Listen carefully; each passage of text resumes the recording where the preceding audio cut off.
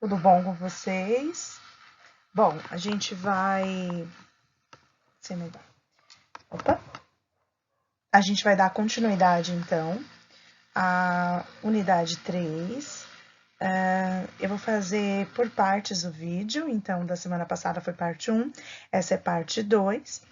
A partir da página 72 do livro de vocês, a gente vai estar falando um pouquinho mais sobre essa dinâmica da população brasileira, ok?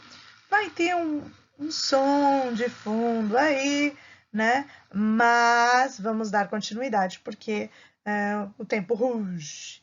Vamos embora. O que a gente vai estar falando, né, nesse vídeo? Da distribuição da população. Eu acabei não fotografando, né, o mapa da página do livro de vocês, mas esse é do censo de 2010, e no livro de vocês a gente tem um pouquinho mais recente, porque o censo ele ocorre de 10 em 10 anos, que é feito pelo IBGE. Entretanto, esse ano não teve, por conta do nosso Covid, que assolou o mundo, mas a cada ano existe uma certa contagem da população, tá? Então, no livro de vocês tem um mapa um pouquinho mais recente, que é de 2015, tá? Mas esse aqui não foge tanto ao que tem lá no livro de vocês. A gente vai estar falando sobre a distribuição da população brasileira. Vamos observar esse mapa, só para a gente poder entender. Lindo, maravilhoso, porque estamos falando do nosso amado e querido Brasil. Olha só. A população brasileira ela está distribuída de forma desigual pelo território brasileiro. Só observando o mapa a gente já percebe que em algumas áreas a gente tem um monte de gente, os pontinhos ali juntinhos são os habitantes, então um ponto equivale a 10 mil habitantes. Então, esses pontinhos todos juntos significa que a gente tem uma grande quantidade de pessoas e uma outra parte do território nós vamos ter grandes vazios demográficos, que é assim que a gente fala, quando a gente tem áreas muito espaçadas, onde tem um conjunto de pessoas e áreas extremamente vazias. Então, a população brasileira, tá? Aqui ela estava em 190 mil, a gente está em 209 milhões de habitantes, quase 210.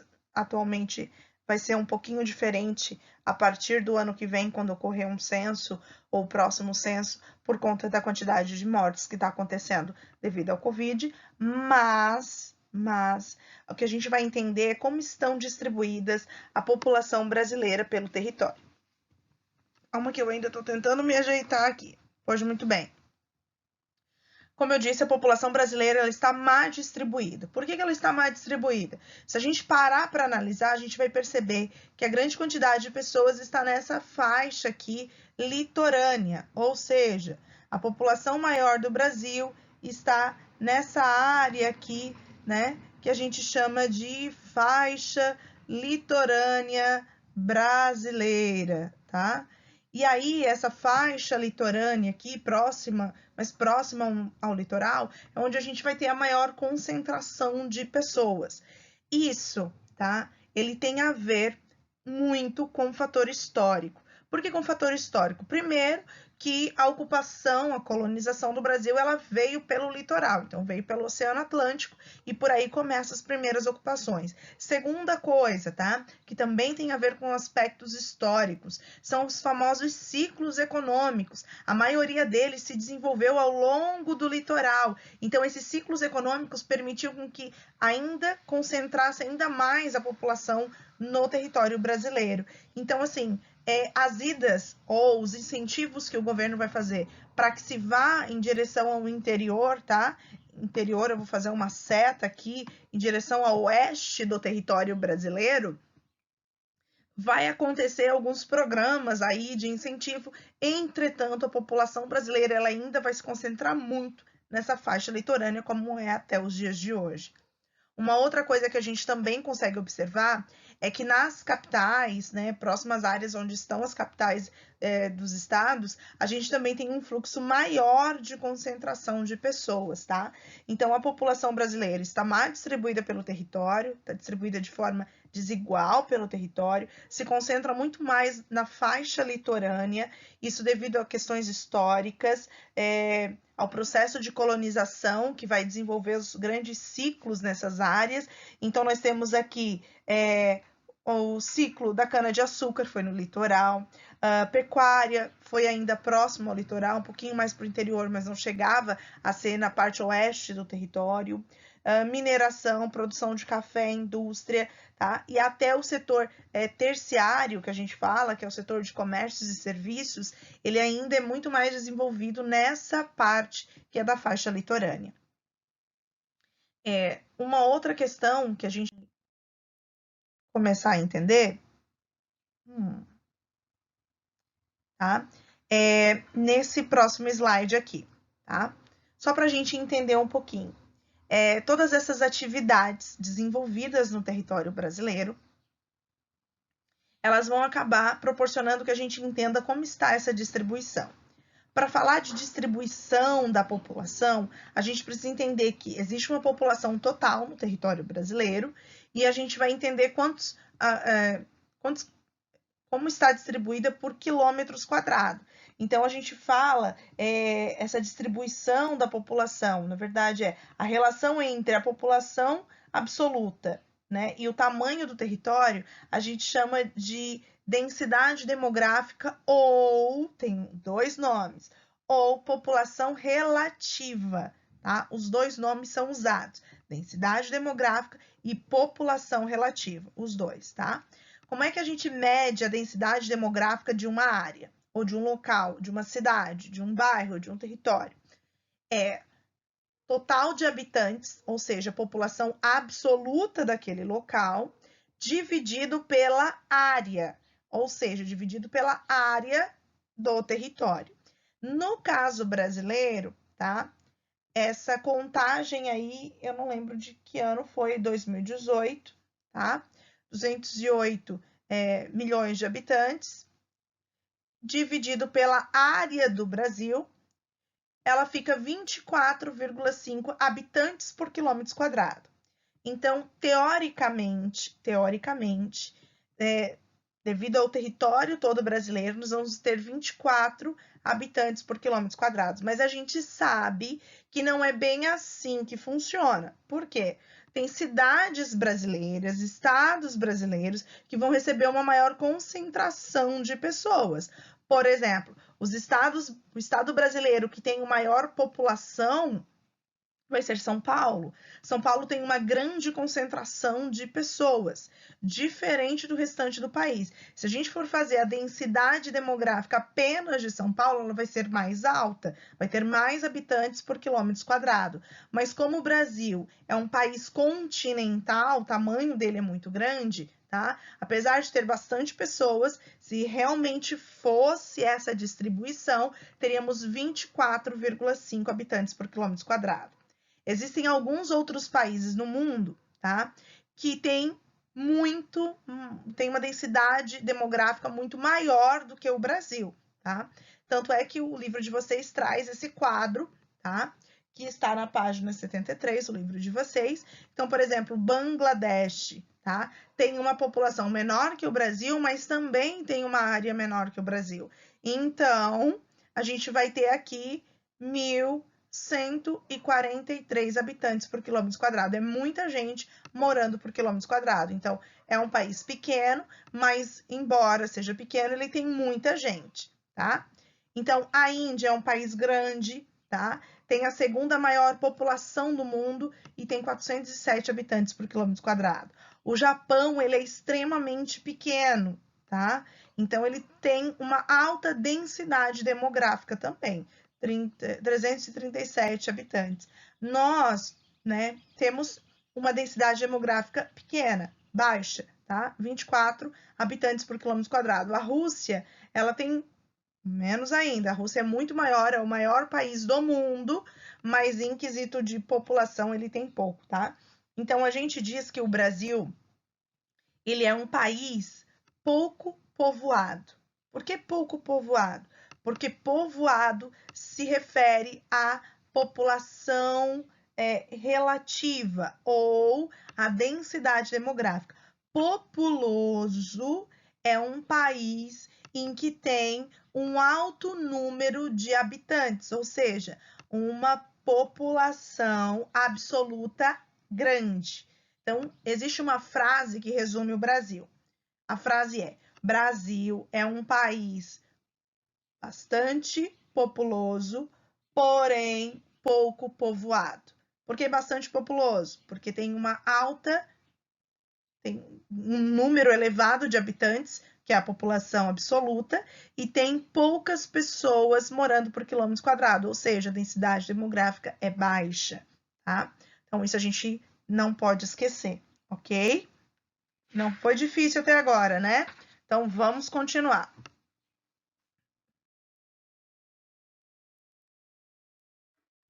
A gente vai ainda falando, agora a página 73. Essa charge eu achei que foi muito interessante. Eu podia ter subido ela um pouquinho, tá? Mas todo mundo recebeu uma metadezinha ali. Vou explicar para vocês. A gente vai começar falando um pouquinho de desigualdade social. A desigualdade social, ela não é uma novidade para vocês, tá? Essa frase vocês já ouviram muitas vezes. Quando a gente fala de desigualdade social no mundo, porque não é um problema apenas do território brasileiro, ele é um problema mundial, a gente está falando da desigualdade que ela vai se manifestar em vários âmbitos, tá? Da diferença de renda, tá? Entre as pessoas, tá? Nós vamos ter aqui acesso à moradia, acesso à informação, acesso à saúde, acesso a atendimento médico, à alimentação, a saneamento básico. Quando a gente fala da desigualdade, a gente fala num aspecto geral, socioeconômico, ok? Porque ele é social e econômico ao mesmo tempo. Para a gente poder entender como é que se fala sobre isso, um dos quesitos que é muito batido quando a gente fala na questão de desigualdade social é no quesito distribuição de renda. Então, essa charge eu achei o máximo porque ela mostra o seguinte: Produto Interno Bruto, tá? Que é o PIB. PIB é tudo aquilo que é produzido ao longo de um ano num determinado país. Então, tudo que é produzido é toda a produção do país. Tá ali o saco de maçãs, que foi tudo que foi produzido, ok? Renda per capita é a renda por cabeça. Pega-se o PIB e distribui igualmente entre a população. Foi o que eles fizeram ali. Renda per capita. Todo mundo ganhou a mesma quantidade de maçãs, porque teoricamente a renda per capita é assim, tá? Entretanto, quando chega na parte da distribuição de renda, a gente tem um problema. Por quê? Porque um pequeno grupo de pessoas fica com a maior fatia dessa renda e uma pequena porcentagem da população tem que se distribuir, se repartir com o que sobra, que é esse último quadradinho aqui. Um único sujeito carregou praticamente todas as maçãs e dividiu o que sobrou em 3 partes, tá? Então, isso é muito triste, porque isso acontece no nosso país, tá? É uma pequena quantidade de pessoas, a nossa distribuição de renda ela é muito ruim, tá? Ela é muito má distribuída. Em 2017, segundo dados do IBGE, tá? O grupo de 1% dos mais ricos do país, tá? Teve rendimento médio mensal cerca de R$28 mil. Gente, 28 mil é bastante coisa, tá? Um rendimento médio. Já os 50%, tá? Mais pobres ganhou em média R$ 754 por mês, tá? Ou seja, 37 vezes menos que a média dos mais ricos. Então, a nossa distribuição de renda ela é muito ruim. Não é só a distribuição de renda, tá? A gente vai ver que também a distribuição de terras no território brasileiro. Essa distribuição de renda, ela faz com que a concentração de renda fique nas mãos de um pequeno grupo da população, enquanto a maior porcentagem da população tem uma renda média mais baixa, porque tem que distribuir, que seriam as minorias das pessoas, tá? A gente vai ter aqui uma minoria da população que detém uma maior porcentagem e a maioria da população com uma menor porcentagem da renda. E aí isso gera uma grande desigualdade social no nosso país. Essa diferença, essa desigualdade social, ela não está apenas, tá, entre os mais ricos e os mais pobres. Ela também vai estar entre homens e mulheres, tá? Para a gente poder entender isso. Como assim vai estar entre homens e mulheres? Vamos entender um pouquinho sobre isso.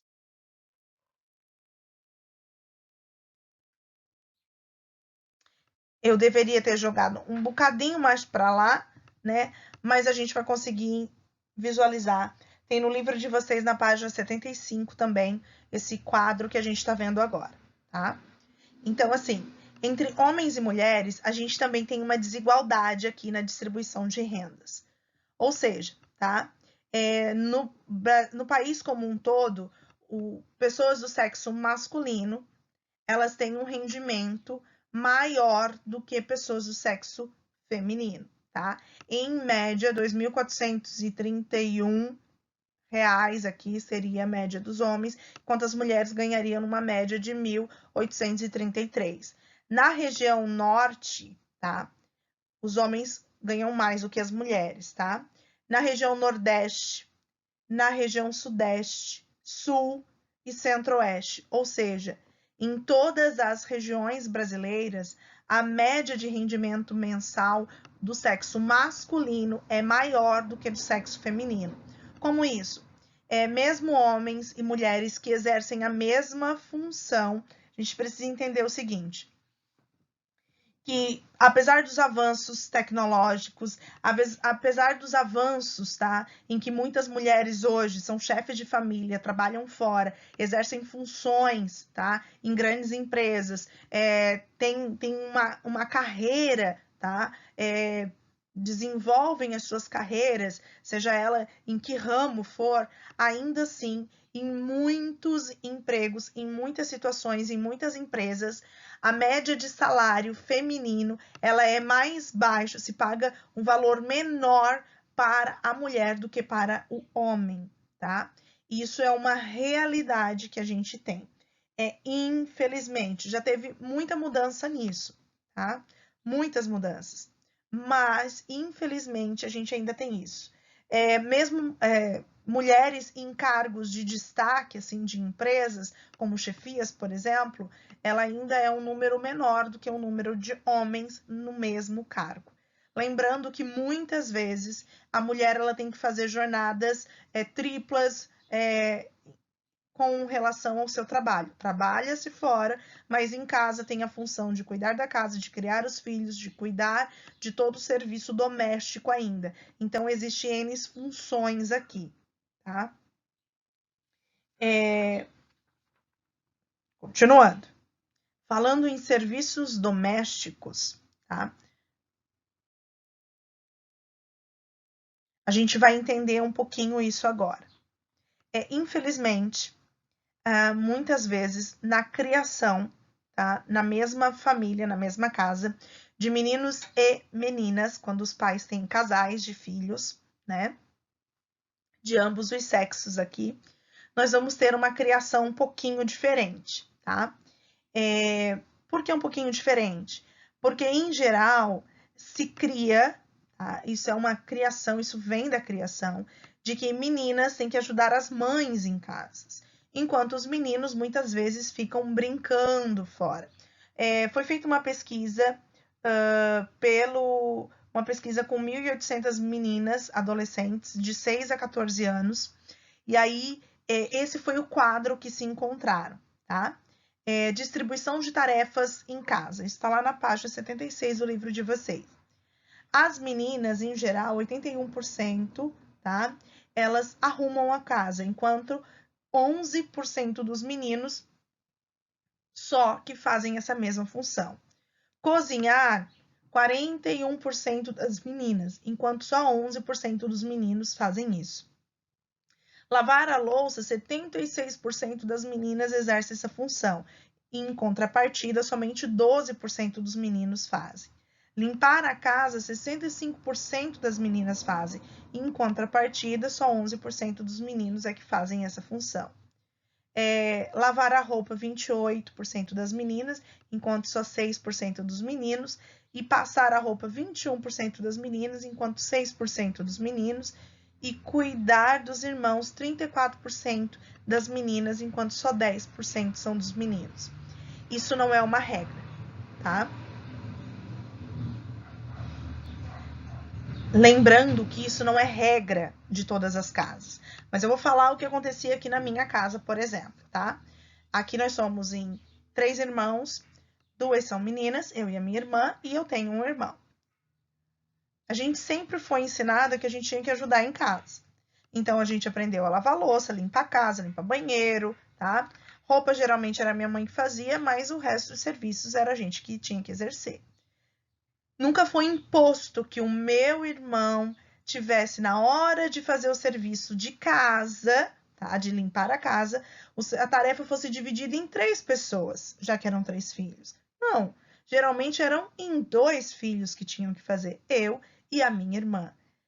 Por que isso? Porque a minha mãe foi criada dessa forma e nos criou desse jeito. Então, em muitas famílias, muitas casas, a divisão de tarefas entre os filhos, ela não é igual. Se é uma menina, ela vai ter a função de ter que limpar e cuidar da casa. Se é menino, em geral, ele vai poder brincar o dia inteiro, tá? Ou se divertir ou sair, mas não tem essa mesma função. Isso não é regra, tá? Porque em muitas casas são os meninos que exercem essas funções para auxiliar a família. Lembrando que se todo mundo mora numa casa, todo mundo tem a função de ajudar a gente, tá? Não é justo, tá? Só arrumar a cama em que dorme e não ajudar a arrumar o resto, já que você ocupa todos os outros espaços da casa também, ok? Por enquanto a gente vai ficando por aqui para não se prolongar muito. Na semana que vem a gente não vai se ver, porque nós vamos ter uma semana de recesso, coisa linda de Deus, tá? Então, na próxima, início de agosto, a gente retoma com o conteúdo, tá bom? Um beijão a todos e até a próxima!